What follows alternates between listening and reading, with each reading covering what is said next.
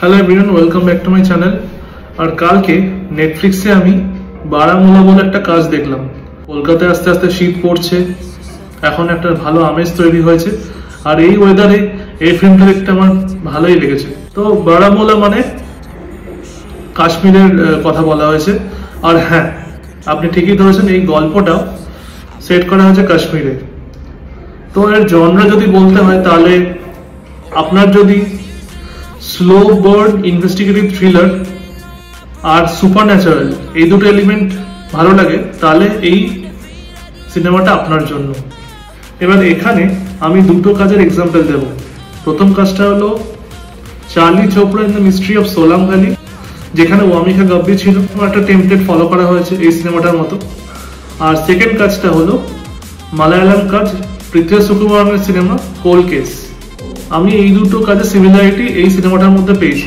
গল্পটা একটু ছোট্ট করে বলছি। তো এখানে প্রোটাগনিস্ট হচ্ছে মানভ কল, যাকে আমি লাস্ট দেখেছিলাম এজরা বলে যে হরর ফিল্ম, তার রিমেক করা হয়েছিল সেখানে। এবং বোধহয় একটা অ্যান্থোলজি মুভিতে দেখেছিলাম। যাই হোক, সে আছে এবং আরও অনেক ফ্যামিলিয়ার ফেসেস আছে যাদেরকে হয়তো অনেক ছোটোখাটো জায়গায় দেখেছি। যেমন একটা মেয়ে আছে এখানে, যাকে আমি রিসেন্টলি ওয়ার 2 মুভিতে ঋত্বিক রোশনের মেয়ে রুহি হিসাবে দেখেছি। তো একজন পুলিশ ইন্সপেক্টর, পুলিশের ডিএসপি, এবং রিসেন্টলি কাশ্মীরে শিফট করছে এবং তার একটা পাস্ট ট্রমা আছে।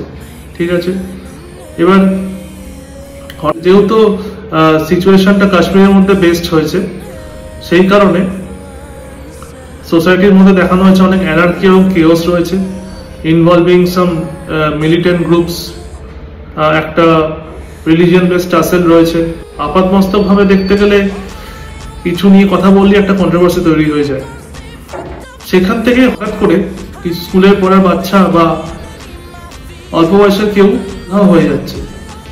এবার দুটো প্রশ্ন এখানে অবশ্যই থাকে, তাদেরকে কেউ কিডন্যাপ করছে নাকি কোনো সুপার ন্যাচারাল ঘটনা ঘটছে এদের সাথে। তো জানতে হলে এবার কিভাবে মানব কল এই ব্যাপারটাকে পুরো ইনভেস্টিগেট করে সেটা দেখার।